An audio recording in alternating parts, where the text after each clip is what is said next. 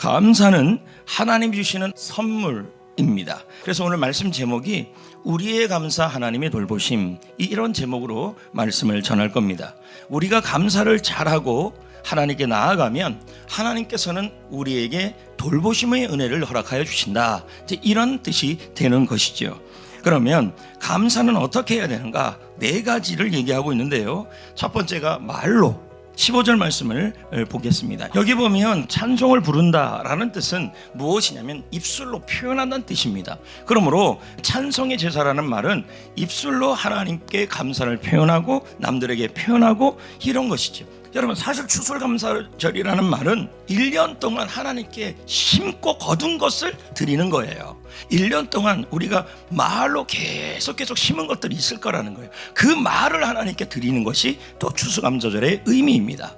두 번째 추수감사절에 준비하는 태도는 15절에 나와 있습니다. 찬송의 제사, 이렇게 되어 있죠. 그러므로 하나님께 감사를 드릴 때 말로만이 하는 게 아니라 드림도 있어야 되고 제물도 있어야 된다는 얘기입니다. 그럼 여러분, 지금 우리가 추수감사절을 앞두고 하나님께 드리는 것이 무엇이냐 한다면 감사일기예요. 왜 그러냐면 감사일기는요, 매일매일 5가지씩 쓰는 거예요. 그러면 이게 뭐가 되냐면 열매가 되어서 일기장이 돼버리는 거예요. 그러니까 추수감사절을 드릴 수 있는 가장 좋은 예물이 뭐냐면 감사 일기장이 될 수밖에 없어요.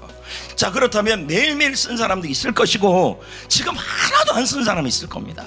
그렇다면 제가 여러분에게 기회를 드리겠습니다. 감사일기를 쓰다가 멈춘 분들은 그만큼을 해서 그냥 내셔야 합니다. 그리고 거기다가 쓰는 겁니다. 하나님, 앞으로 잘 쓰겠습니다라고 한 문장을 쓰고 내야 돼요. 그리고 한 번도 안 쓴 사람은 뭐예요? 일기장에다가 2024년을 넣고 이제 결심합니다, 이렇게 내셔야 합니다. 왜요?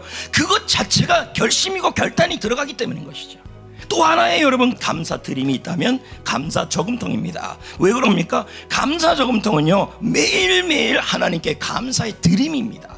그 드림을 1년 동안 모아서 하나님께 드리니까 이게 뭡니까? 글로만의 감사가 아니라 정말 하나님께 감사하는 드림이 될 수 있다는 얘기죠. 여러분, 우리는 너무도 이 땅에서 누리는 것들에 대해서 당연하게 여기고 있습니다. 생명도 당연한 게 아닙니다, 여러분. 하나님이 은혜로 주셔야 하는 거예요.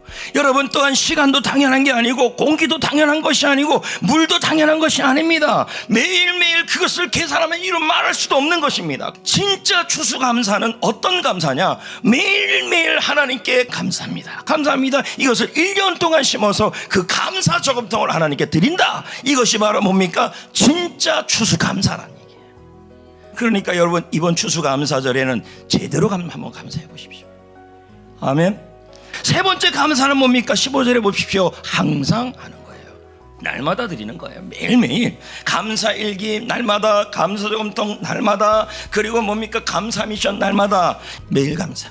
네 번째, 마지막, 시편 56편 12절. 내가 주께 서원함이 있다는 거예요. 그게 감사제를 주께 드리는 거래요. 서원이라는 게 뭐냐면 여러 의미가 있지만 하나님 앞에 맹세하는 거예요. 그러니까 감사는 어떻게 하는 거예요? 감사는 매일마다 맹세하고 하나님 앞에 결심하고 결단하고 약속하는 게 감사라는 얘기예요.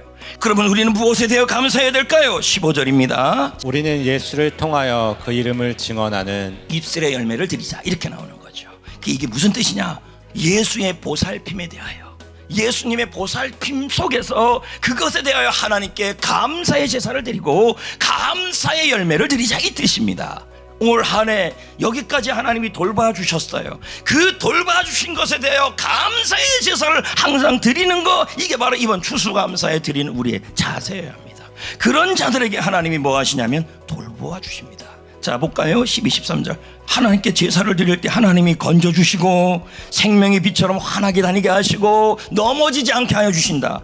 시편 말씀 그대로예요. 감사로 제사를 드리는 자가 하나님을 영화롭게 하나니 그 이름을 옳게 여기는 자에게 하나님의 구원을 보여주리라. 다음 주는 추수감사절입니다. 여러분, 하나님께 드림이 있어야 합니다. 그래서 감사를 이렇게 하래요. 그래서 감사, 그나마 감사, 그것마저도 감사, 그것까지 감사. 여러분, 아무쪼록 감사를 통하여 하나님의 구원을, 하나님의 보살핌을 더욱더 누리시기를 축복합니다.